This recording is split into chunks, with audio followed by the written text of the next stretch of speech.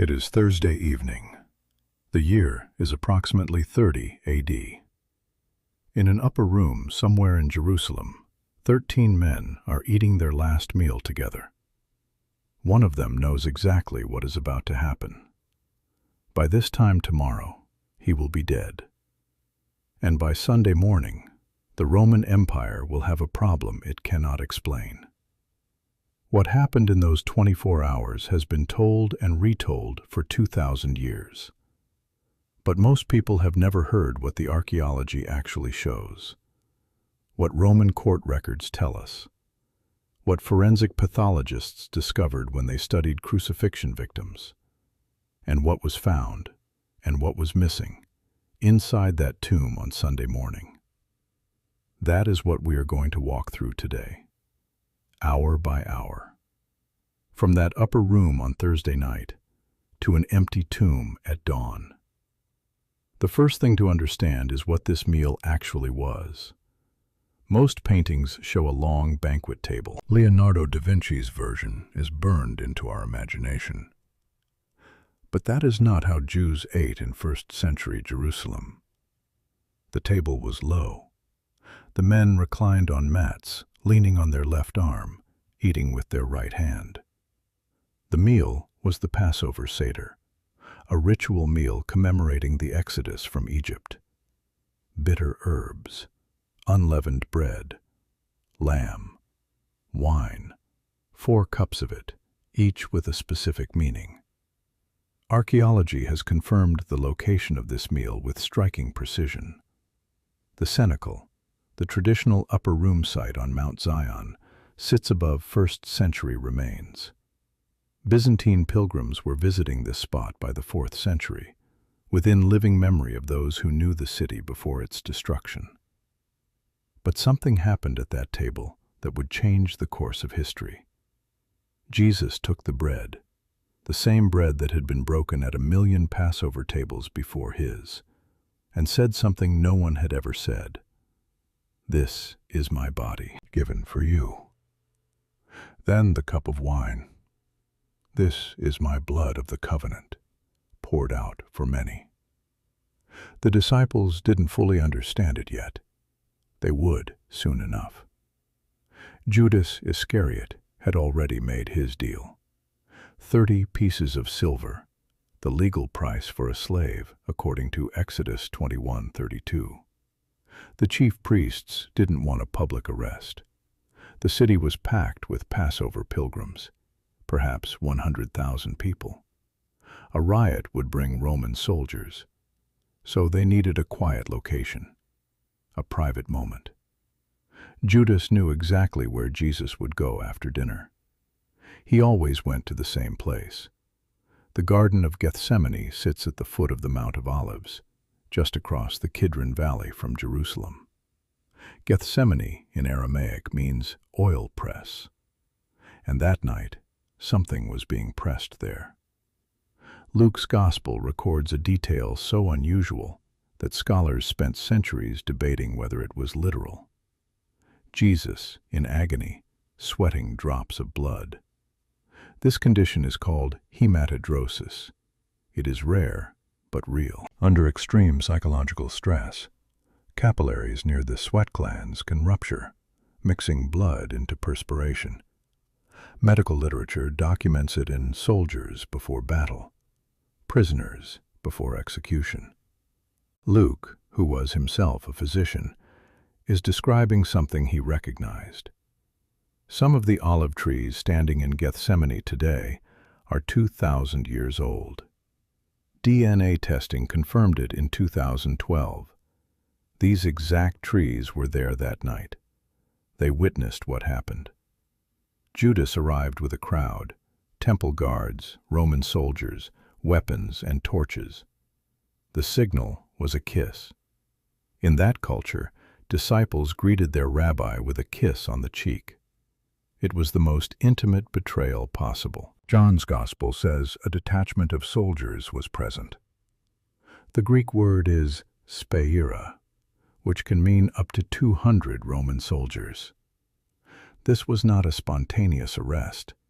This was coordinated with the Roman prefect. What followed was a legal nightmare that violated almost every rule of Jewish law. The Mishnah, the codified Jewish oral law, required that capital trials be held during daylight. They could not begin on the eve of a Sabbath or festival. A verdict of guilty could not be reached on the same day as the trial. Jesus' trial before the Sanhedrin violated all three. This tells us something important. These men were not following legal procedure. They were improvising, panicking. They wanted this done before the city woke up. Then came the trial that actually had legal power to execute: Pontius Pilate.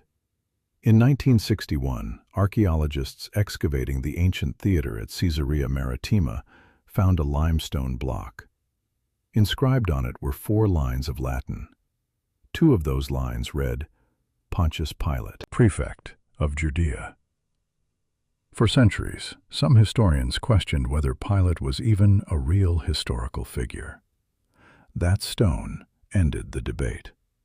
He was real. And on this particular morning, he had a problem. It is now past midnight. Jesus has been arrested. The disciples have scattered, and the most powerful religious court in Jerusalem has been secretly assembled in the middle of the night. What happens in the next few hours will determine everything. The high priest's palace sits on the western hill of Jerusalem. Inside, 71 members of the Sanhedrin, the supreme Jewish council, are gathering in emergency session. Oil lamps burning, voices urgent. The verdict already decided before the first question is asked.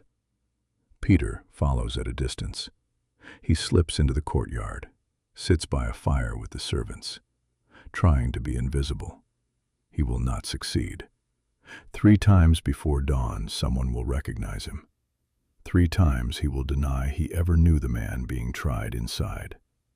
The 3rd time, a rooster will crow, and Peter will walk out into the darkness and weep.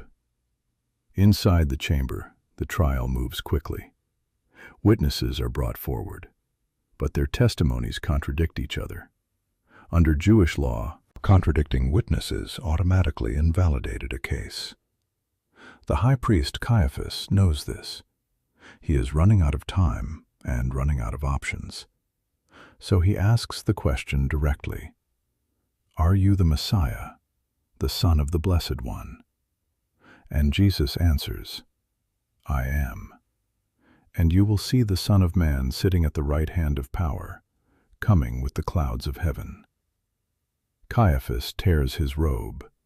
This gesture, kriya in Hebrew, was the prescribed response to blasphemy. It was also theater, calculated, performed for the council to see. He has condemned himself, Caiaphas says. What is your verdict? The answer is unanimous: death. But here is the problem. Rome had removed the Jewish council's right to carry out executions. This is confirmed by John 18:31 and supported by Roman administrative records from the period. The Sanhedrin could condemn. They could not kill. They needed Pilate, and Pilate would not be available until dawn. So they waited.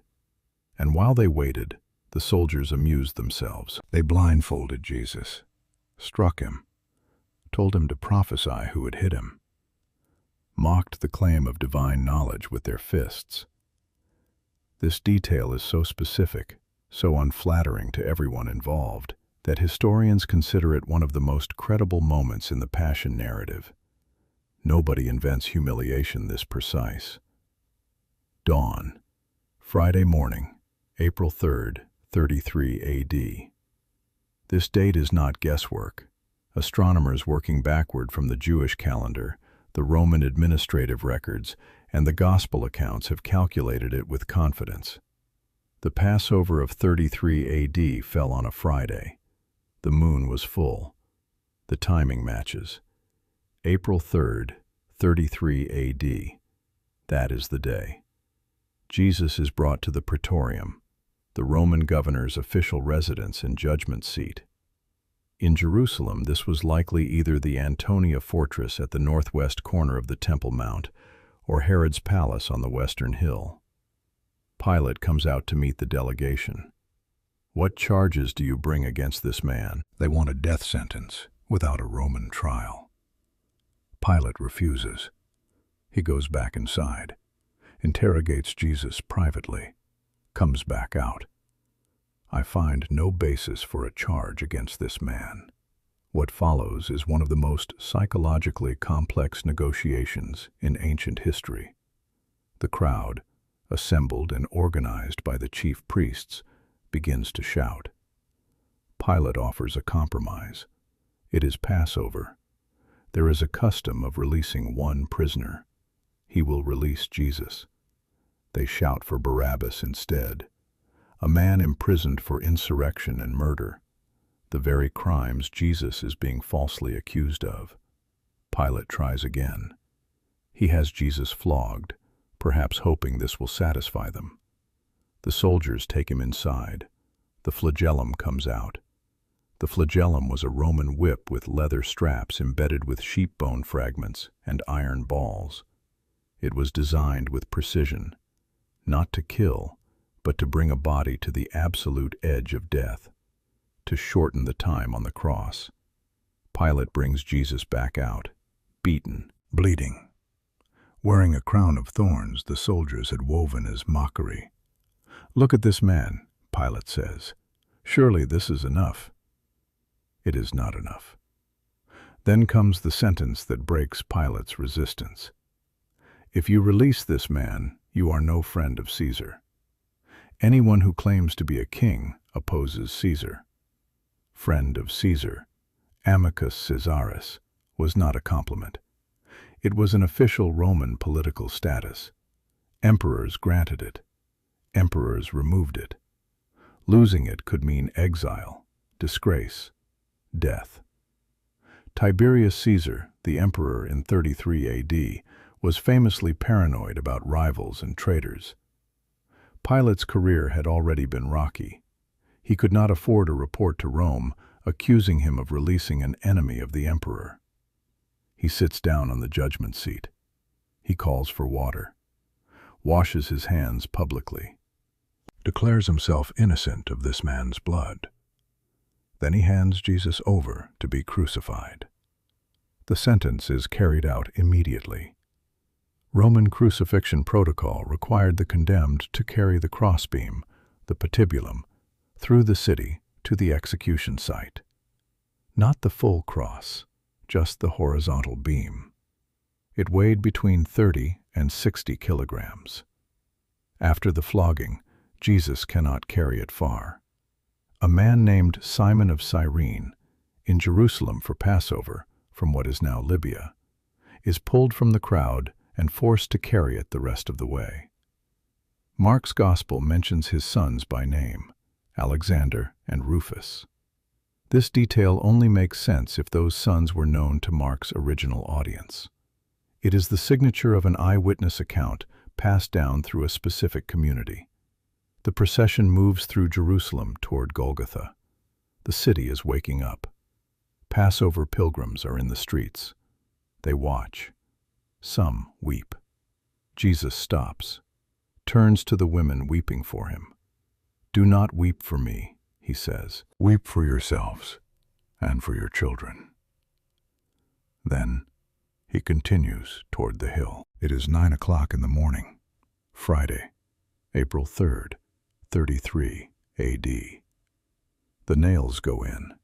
Golgotha, the place of the skull, a limestone outcropping just outside the northern wall of Jerusalem. Public, visible from the road. That was the point. Roman crucifixion was not just execution, it was theater. A message written in human suffering for everyone entering the city to read. This man defied Rome. This is what happens. The Church of the Holy Sepulchre stands on this site today. Most visitors see the gold and the incense and the centuries of accumulated devotion and assume the location is symbolic, chosen for theology, not geography. They are wrong. Beneath the church floor, archaeologists have found exactly what the Gospels describe: a first-century limestone quarry, abandoned because the stone was too flawed to use. A rock outcropping left standing above the quarry floor, skull-shaped, visible outside the city wall. First-century tombs cut directly into the rock face nearby. The site fits precisely. Archaeologically, this is the place. Crucifixion was a Roman invention, refined over centuries into a system of maximum suffering and minimum cost. No special equipment required. 4 soldiers, some nails, a wooden beam, an upright post already waiting at the execution site, reused for every crucifixion. The condemned was laid on the ground, arms stretched along the patibulum, the nails positioned. For 2,000 years, artists painted the nails through the palms. Every crucifix, every painting, every film. They were wrong. In 1968, archaeologists excavating a first-century Jewish tomb in the Givata Mivtar neighborhood of Jerusalem made a discovery that rewrote what we thought we knew: the bones of a crucified man, still in his ossuary, his name inscribed on the stone, Yehochanan ben Hakol. His heel bone had an iron nail through it, 11.5 centimeters long, still there 2,000 years later, because the nail had bent against the olive wood of the cross when they tried to remove it. They couldn't get it out, so they buried him with it still in his heel, and his forearm bones showed the specific wear pattern of weight-bearing, not the palms, the wrists, between the radius and ulna, where the bone structure could actually support a body. The paintings were wrong. The archaeology is right. The nails went through the wrists. The cross is raised. Above Jesus' head, Pilate has ordered a sign nailed to the wood, in 3 languages, Hebrew, Latin, and Greek, so that every pilgrim in Jerusalem could read it, regardless of where they came from. Jesus of Nazareth, King of the Jews. The chief priests object. Don't write King of the Jews, write that he claimed to be King of the Jews. Pilate refuses to change it. What I have written, I have written. It is the only moment in the entire Passion narrative where Pilate asserts himself. A small act of stubbornness from a man who has spent the morning being maneuvered. The sign stays. On either side of Jesus, 2 other men are crucified. The Gospels call them criminals. The Greek word is lestai, which more precisely means insurgents or bandits, men of violence. This detail places the crucifixion in a specific Roman context. This is not unusual punishment. This is a busy execution day. Passover week in Jerusalem was always tense. The city swollen with pilgrims. Nationalist sentiment running high. Roman authority watching carefully for any sign of unrest. 3 crucifixions on the same morning tells us the situation was already volatile. Now, understand what crucifixion actually does to a human body. Forensic pathologists have studied this in detail. The position of the arms, stretched and raised, compresses the chest. Breathing in is possible. Breathing out requires pushing up on the nails through the feet. Every breath is an act of will against agony. As exhaustion sets in, the body sags. Carbon dioxide builds in the blood. The condemned slowly suffocates, not from the nails, but from the inability to exhale. The Romans knew exactly what they were doing. To speed death when needed, before a Sabbath, for example, when bodies could not remain on crosses, soldiers would break the legs, unable to push up, unable to exhale. Death followed within minutes. Jesus is on the cross from 9 in the morning until 3 in the afternoon. 6 hours. This is shorter than average. The flogging had done its work. From the cross, Jesus speaks 7 times. The Gospels record different words at different moments, because different witnesses were present at different times. The accounts are not contradictory. They are complementary. Multiple perspectives on the same event, each capturing what they heard from where they stood. To the soldiers dividing his clothes below him, "Father, forgive them. They don't know what they are doing." To one of the criminals beside him who asks to be remembered, "Today you will be with me in paradise." To his mother standing below, and to the disciple John beside her, "Woman, here is your son. Here is your mother." From noon until 3, darkness covers the land. Every gospel records it. Some historians have attempted to explain it as a dust storm, a weather event, a solar phenomenon. The text doesn't explain it. It simply records it as fact. At 3 in the afternoon, Jesus cries out in Aramaic, the language he grew up speaking, the language of his childhood in Nazareth. "Eloi, Eloi, lema sabachthani." My God, why have you forsaken me?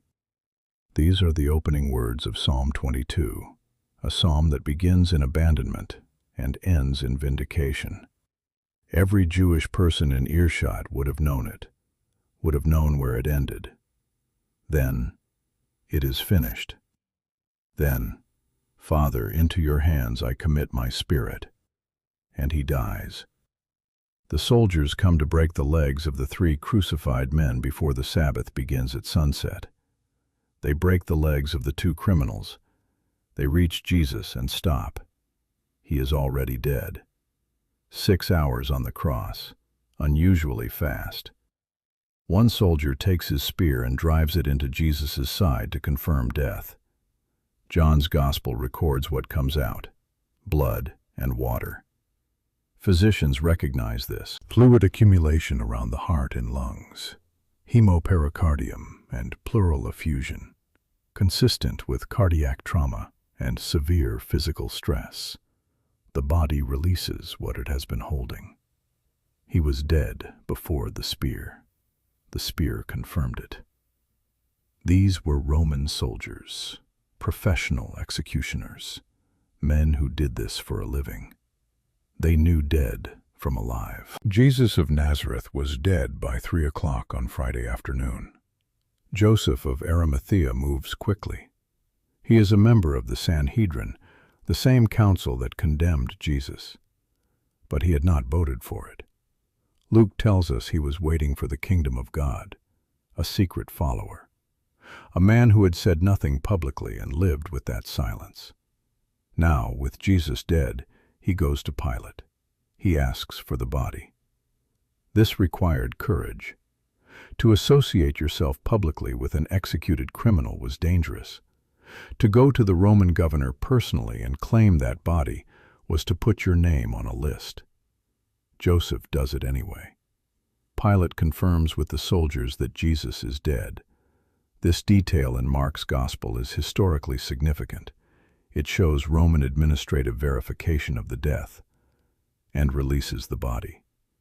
Nicodemus comes with spices, 75 pounds of myrrh and aloes. This is an extraordinary amount. This is the burial of someone important. The body is wrapped in linen, placed in Joseph's own tomb, a new rock-cut tomb in a garden near Golgotha. The stone is rolled across the entrance. The sun touches the western hills. The Sabbath begins. Jerusalem goes quiet. It is Sunday morning, before dawn. The city is still dark and the streets are empty when the women leave for the tomb. Mary Magdalene, Mary the mother of James, Salome. They carry spices, aromatic oils and herbs to complete the burial preparation that the Sabbath had interrupted. Their hands are full. Their minds are on one practical problem: the stone. Who will roll it away for us? It was a reasonable concern. These tomb entrance stones were not pebbles. They were large circular limestone discs, sometimes weighing over a ton, set in a carved channel so they could be rolled across the entrance. Sealed from the outside, immovable from within. They walk through the pre-dawn darkness toward the garden. They are not expecting anything unusual. They are wrong about that too. But before we get to Sunday morning, we need to talk about Saturday. Because something happened on Saturday that almost nobody discusses. And it changes everything about how we understand what follows. Matthew's Gospel records that the chief priests and Pharisees went to Pilate on Saturday morning, on the Sabbath, the holiest day of the Jewish week, the day when observant Jews did not conduct business, did not travel beyond certain distances, did not engage in public affairs. They broke their own Sabbath to go to the Roman governor. That tells you how frightened they were. Their exact words to Pilate are recorded. "Sir, we remember that while he was still alive, that deceiver said, 'After 3 days, I will rise again.' So give the order for the tomb to be made secure until the 3rd day. Otherwise his disciples may come and steal the body and tell the people that he has been raised from the dead. This last deception will be worse than the first." Read that carefully. They were more worried about the resurrection claim than the disciples were. The disciples had scattered. They were hiding behind locked doors in grief and fear. It was the enemies of Jesus who were thinking about the resurrection, who remembered the prediction, who took it seriously enough to act on it. Pilate gives them a guard. The Greek word Matthew uses is custodia, a Roman guard unit, not temple police, Roman soldiers, the same men who had carried out the crucifixion, professional soldiers whose own lives depended on doing their job. Roman military law was unambiguous on this point. A soldier who fell asleep on guard duty could be executed. These were not careless men standing at a garden entrance, enjoying the spring air. They were professionals, with everything to lose. The tomb was sealed, guarded, watched through Saturday night and into Sunday morning by men who understood exactly what failure meant. Now it is Sunday. The women arrive at the tomb as the first light appears on the horizon. The stone is already moved, not rolled aside. The Greek word Matthew uses suggests it has been lifted and thrown, moved with force, moved dramatically, not by human hands quietly repositioning it in the night. The guards are gone. The tomb is open. They go inside. And here is the detail that has fascinated scholars and skeptics alike for 2,000 years. The burial cloths are still there. Not scattered, not torn away in haste, lying exactly where the body had been. John's Gospel adds one more specific observation. The face cloth, the sudarium that had been wrapped around the head, was not lying with the linen, but folded separately, set apart, placed deliberately. Stop and think about what this means. If someone stole the body, the most common alternative explanation offered in the 1st century and still offered today, they would not have unwrapped it first. A body wrapped in 75 pounds of spiced linen is not easy to unwrap. It takes time. It takes care. And thieves moving quickly in the night do not stop to fold laundry. If the disciples stole it, they were hiding in terror behind locked doors. They had abandoned Jesus at his arrest. Peter had denied him 3 times. These were not men executing a coordinated deception. These were broken people who had watched everything they believed in die on a cross 2 days earlier. And if the authorities had taken the body, to prevent exactly the kind of resurrection claim that was about to emerge, They could have produced it at any moment in the weeks that followed. When Peter stood in Jerusalem 50 days later and proclaimed publicly that Jesus had risen from the dead, the simplest possible response was to walk to the tomb and show the body. They never did. The women run. Peter and John run to the tomb. John arrives first, looks in, sees the cloths. Peter goes inside. John follows. They see.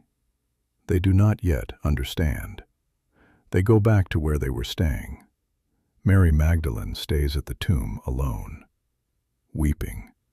She looks inside and sees two figures in white sitting where the body had been, one at the head, one at the feet.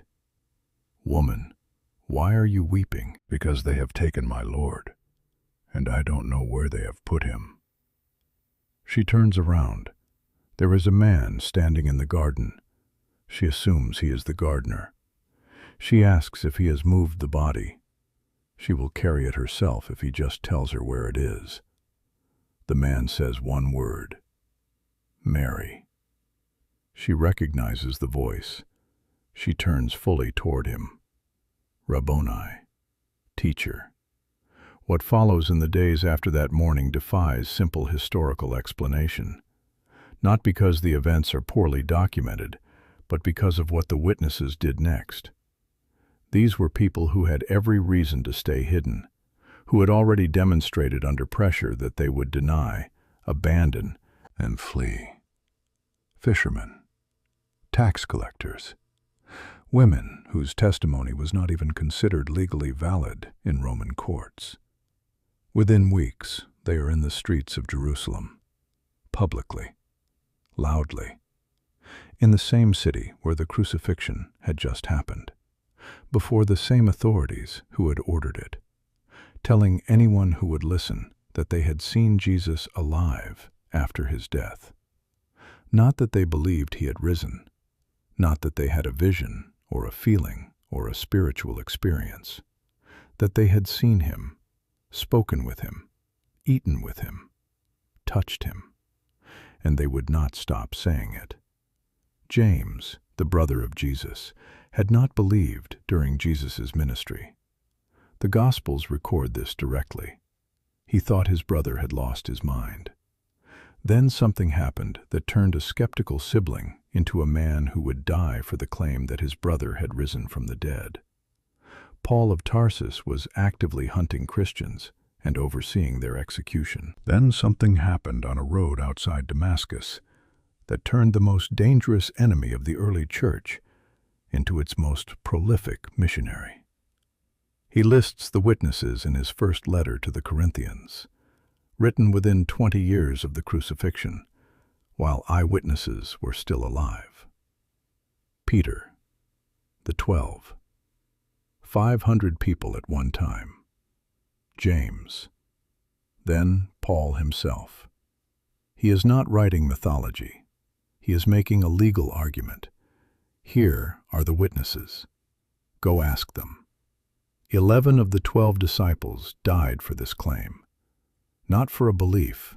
People die for beliefs all the time. But for a specific testimony about a specific event they said they had personally witnessed. People die for things they believe are true. It is rare for people to die for something they know is a lie. 2,000 years later, the tomb is still there. Beneath the Church of the Holy Sepulchre, archaeologists have found the original rock surface. In 2016 and 2017, researchers from the National Technical University of Athens were given rare access to open the tomb structure itself for the first time in centuries.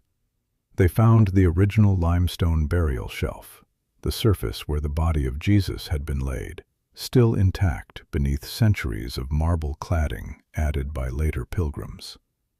The rock is real. The tomb is real.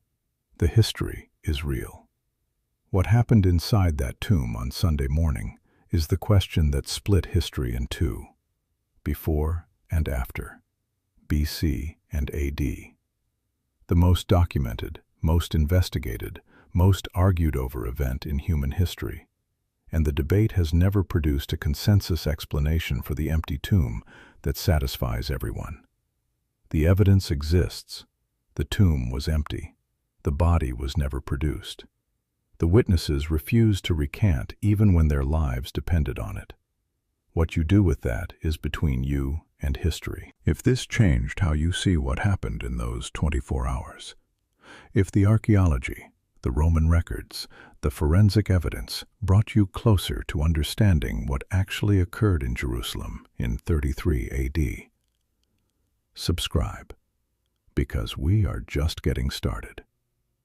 Next, we are going inside the tomb itself, what the 2016 excavation found beneath the marble, what the original burial shelf looks like, and why the most skeptical archaeologists on the project came away with questions they could not answer. That is the next investigation. Do not miss it.